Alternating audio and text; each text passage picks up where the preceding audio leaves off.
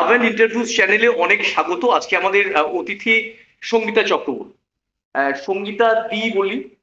সঙ্গীতা দি একজন human right activist, দীর্ঘদিন কাজ করছেন। আজকে যখন পেয়েছি আমার ইন্টারভিউ চ্যানেলে, কয়েকটা বিষয় তো জানতেই হয়। তো আমার একটা প্রশ্ন সঙ্গীতা দি, সেটা হচ্ছে এই জুডিশিয়ারির একটা পার্ট আছে, অ্যাডমিনিস্ট্রেশনের একটা পার্ট আছে আমাদের দেশে, আমাদের রাজ্যে। তো সেইখানে হিউম্যান রাইটস, মানবাধিকার, ঠিক সেটার গুরুত্ব কোথায় আমাদের সমাজে? মানুষের অধিকার আর সেই অধিকার খর্ব করা পুলিশ, প্রশাসন, সরকার সকলের যেন অর্থাৎ মানুষের যে মৌলিক অধিকারগুলো, ফান্ডামেন্টাল রাইটস গুলো, এই রাইটস গুলো বেসিক্যালি কেড়ে নিচ্ছে কিন্তু আমাদের গভর্নমেন্ট অফিসার। আর এই গভর্নমেন্ট অফিসারদের বিরুদ্ধে যে লড়াই, সেই অধিকারগুলো যখন খর্ব করছেন আমাদের দেশের সরকার, পুলিশ, প্রশাসন সকলে, তার একটা বৃহত্তর লড়াই, তাদের অধিকার ছিনিয়ে আনা, সেই লড়াইয়ের পার্ট হিসাবে মানব অধিকারের ভূমিকা আজীবনকাল ছিল, আছে, থাকবে। গরিব মানুষদের পক্ষে সম্ভব নয় সবসময় high court, lower court, supreme court রোগে বেড়ানো। তাদের জন্য জাতীয় মানবাধিকার কমিশন আছে, অথবা রাজ্য মানবাধিকার কমিশন আছে, এছাড়া ওমেন্স কমিশন আছে, চাইল্ড কমিশন আছে, মাইনরিটি কমিশন আছে, এরকম এসসি এসটি কমিশন। সমস্ত কমিশনে দরবার করলে তারা যা অর্ডার দেন, অর্থাৎ সরকারকে যে আদেশ করেন, সরকার সেটা মানবে বাধ্য। তার কারণ 99% ইকুইভ্যালেন্ট টু সুপ্রিম। মানুষের অধিকার রক্ষা সরকারের করা উচিত। সরকার যখন মুখ ফিরিয়ে নেন তখনই।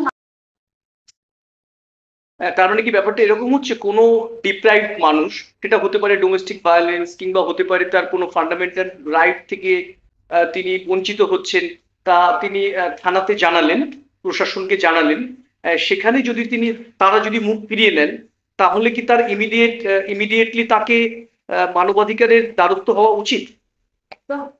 সেকশন 13 অ্যাক্ট হিসেবে সরকার সময় মানুষকে নিরাপত্তা দিতে বাধ্য। এবার সেই নিরাপত্তার ক্ষেত্রে যদি দেখা যায় একটা ডোমেস্টিক ভায়োলেন্স হলে, পুলিশ প্রশাসনের উচিত অবিলম্বে এফআইআর স্টার্ট করে সঙ্গে সঙ্গে তাকে নিরাপত্তা দিয়ে তার মামলা রুজু করে।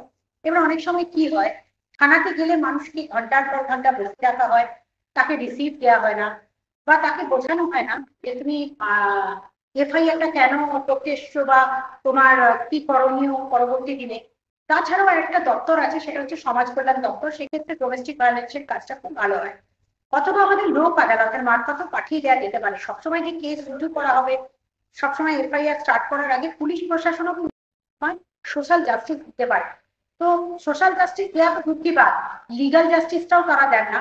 তারা এফআইআর পর্যন্ত ঠিক মতো লজ করেন না, ঠিক মতো দেখে দুটো পক্ষের কথা শুনতে চান না। তারা ওয়ান সাইডেড হয়ে কখনো কখনো বায়াস হয়ে এই কাজগুলো করে। তো সেক্ষেত্রে মানবাধিকারের একটা বিরাট গুরুত্ব আছে। পুলিশ প্রশাসনের বিরুদ্ধে গিয়ে জাতীয় মানবাধিকার কমিশন বা স্টেট কমিশনকে পুরো এভিডেন্স তুলে দিলে সঙ্গে সঙ্গে তার বিরুদ্ধে আদেশ দেয় এবং তদন্ত হয় সেই পুলিশ অফিসারের বিরুদ্ধে বা সেই সরকারি অফিসারটার বিরুদ্ধে। এবং খুব ইন্টেরিয়ারে, গ্রামের দিকে মানুষ যদি আপনাদের সঙ্গে যোগাযোগ করতে চান, মানবাধিকার কমিশনের যারা অ্যাক্টিভিস্ট আপনাদের মতো যারা আছেন, সেভাবে আপনাদেরকে পাবেন কিভাবে? তা দেখুন, আমাদের এক্সপোজারটা ভীষণ, আমরা মানবাধিকার কর্মী, আমরা কোনো রাজনৈতিক দল নয়, তাই জিন্দাবাদ জিন্দাবাদ করে আপনি মঞ্চে গিয়ে ভাষণ দিতে পারি না। ছোট ছোট সেমিনার করা হয় সত্যি কথায়, কিন্তু জাতীয় মানবাধিকার কমিশনের নেট সার্চ করলে সেখানে নিজের তার কমপ্লেন লজ করতে পারবে, বা স্টেট হিউম্যান রাইটস কমিশনে তার নিজের কেস নিজে লজ করতে পারবে পিটিশন লিখে। এবং সেটা লেখার জন্য একটু বই কিনে পড়াশোনা করলেই মোটামুটি অ্যাভেলেবিলিটি সব জায়গায় অ্যাভেলেবেল বই টইগুলো।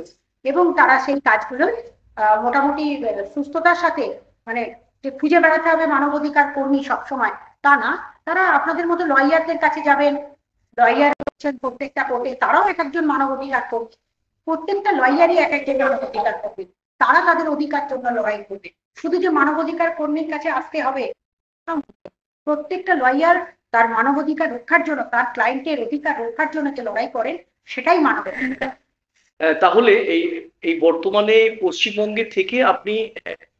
ন্যাশনালি কাজ করছেন বটেই, কিন্তু আপনি পশ্চিমবঙ্গের প্রচুর মানুষের পাশে আপনি দাঁড়িয়েছেন, তাদের মানবাধিকার নিয়ে আপনি এগিয়ে চলেছেন। তো আমাদের রাজ্যে থেকে মানবাধিকারের যে এই কাজ করা, এক্ষেত্রে কোনো রকম কোনো সমর্থন না বাধা প্রশাসনের তরফ থেকে আপনি কতটা কি ইয়ে করছেন, অনুভব করছেন?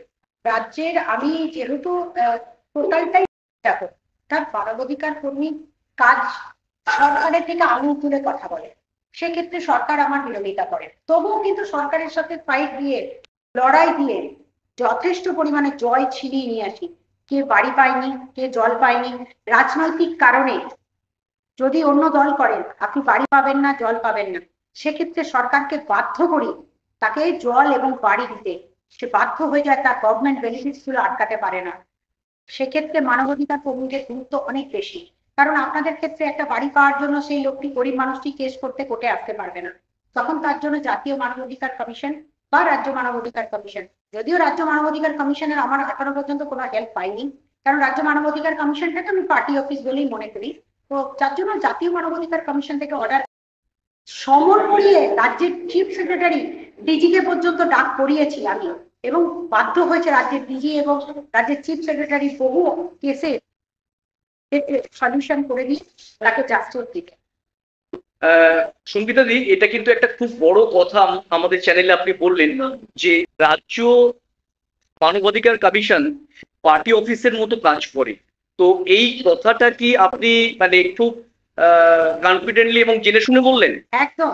এটা নিয়ে কোনো বিতর্ক সৃষ্টি হবে না? না না, সেটা সবাই জানে, কারণ রাজ্য মানবাধিকার কমিশনকে টোটালি বসিয়ে রাখা হয়েছে, যেখানে কেস এলে তার কোনো ইনভেস্টিগেশন হয় না, কেস যেমন তার তেমন পড়ে থাকে, আর একটা সময় পর ক্লোজ হয়ে যায়। একমাত্র যদি সত্যিই কাজ করে সেটা হচ্ছে জাতীয় মানবাধিকার কমিশন। তাতেও কিন্তু আমাদের অনেক লড়াই দিতে হয়, কারণ সেখানেও লেফটিস্ট এবং কংগ্রেস মাইন্ডেড অ্যাক্টিভিস্টরা অনেক বেশি। তবু কিন্তু আমার মতো রাষ্ট্রপতি মানে রাষ্ট্রবাদী মানবাধিকার কর্মীর সংখ্যা ভীষণ কম, কিন্তু লড়াইটা টক্কর হয় সমানে সমানে। এবং কিছুটা হলেও জাতীয় মানবাধিকার কমিশনের সহায়তা যদি আমি না পেতাম, তাহলে হয়তো আজকে এই কাজটা করতে পারতাম। আপনি একাধারে একজন মানবাধিকার কর্মী, পাশাপাশি আপনি একটা জাতীয়তাবাদী রাজনীতিরও কিঞ্চিত মুখ। তো সেক্ষেত্রে এটা কোথাও কনফ্লিক্ট করে না, দ্বন্দ্ব তৈরি করে না? রাজনৈতিক মুখ না, তার কারণ হচ্ছে অনেকে এটা ভুল বোঝেন। আমার যার ভুল দেখি, যে কোনো রাজনৈতিক নেতার ভুল দেখি, সেটা হ্যাঁ, আমি রাষ্ট্রবাদী মাইন্ডেড, মানে দেশের জন্য কাজ করি, সুতরাং সেক্ষেত্রে ধর্ম বর্ণ নির্বিশেষে আমি কাজ করি। আমি কোনো দলের পার্টিকুলার কোনো দলকে সমর্থন করি না, এবং দলের নেতাদেরও যদি কোনো ভুল দেখি, ভুল ত্রুটি দেখি, কারণ বেসিক্যালি মানবাধিকারটা হরণ করে নেতারা। তারা তার কর্মীদেরকে দিয়ে ভয় দেখিয়ে কারো বাড়ি লুট করে, কারো দোকান লুট কর, কার বাড়িতে আগুন লাগিয়ে দিয়ে আয়, কারো ইয়েতে শস্য ক্ষেত থেকে শস্য তুলে নিয়ে চলে আয়, নেতারা করে। আর বসে বসে পুলিশ মজা মারে। তো পুলিশ প্রশাসন সরকারের বিরুদ্ধে যেহেতু আমি লড়ি, তাই আমি রাষ্ট্রবাদী মাইন্ডেড একজন অ্যাক্টিভিস্ট, এবং এর লড়াই আমাকে শেষ পর্যন্ত দেখতে হয়। এবং যে কোনো রাজনৈতিক দলের ব্যাকগ্রাউন্ডই তার থাকুক না কেন, আপনি আপনাদের মতো কর্মীরা তাদের জন্য সচেষ্ট। একদম, যে কোনো দল, যে কোনো দল, তাতে সে টিএমসি, সিপিএম, বিজেপি, কংগ্রেস, যে কোনো দলের মানুষ। পশ্চিমবঙ্গের এরকম একজন সঙ্গীত লাস্ট প্রশ্ন, মানে এরকম একটা পশ্চিমবঙ্গের শাসক দল 15 বছর শাসন ক্ষমতায় আছেন, এবং আপনি তাদের বিরুদ্ধে ক্রমাগত বিরোধিতা করে এই ধরনের কাজ করছেন। তো সেক্ষেত্রে কোথাও আপনাকে বাধার সম্মুখীন বা কোনো রকম থ্রেট? বলছিল আমার লাইফে 2016 সালে আমায় মেরে আমাকে জঙ্গলে ফেলে দেন অনুব্রত মন্ডল বাবু, তার একটি জালিয়াতির বিরুদ্ধে আমি প্রতিবাদ করেছিলাম। আমার দোকান লুট করা হয়, আমার বাড়ি ভাঙচুর ফেলা হয়, আমাকে বহু মামলা দিয়ে আটকাবার চেষ্টা হয়েছিল, বহু অভিজ্ঞতা আছে লাইফে। তো সেগুলো ওভারকাম করে এখন আমি মোটামুটি লৌহের মতো শক্ত মন নিয়ে এগিয়ে চলেছি। মৃত্যু তো আজ আছে, কাল চলে যাব, মানুষের জন্য কিছু করে যাই, এটাই আমার কাজ। আর তিহারে অনুব্রত বাবু আছেন, এটা ভাবলে আপনি কেমন লাগে? দেখুন, আমিও তো মানবাধিকার কর্মী, সুতরাং সকলের জন্য, তারও জন্য খারাপ লাগে না, খারাপ লাগা নয়, কিন্তু তিনি যদি সত্যি আইনটা না ভাঙতেন, হয়তো আজকে এই জায়গায় আসতো।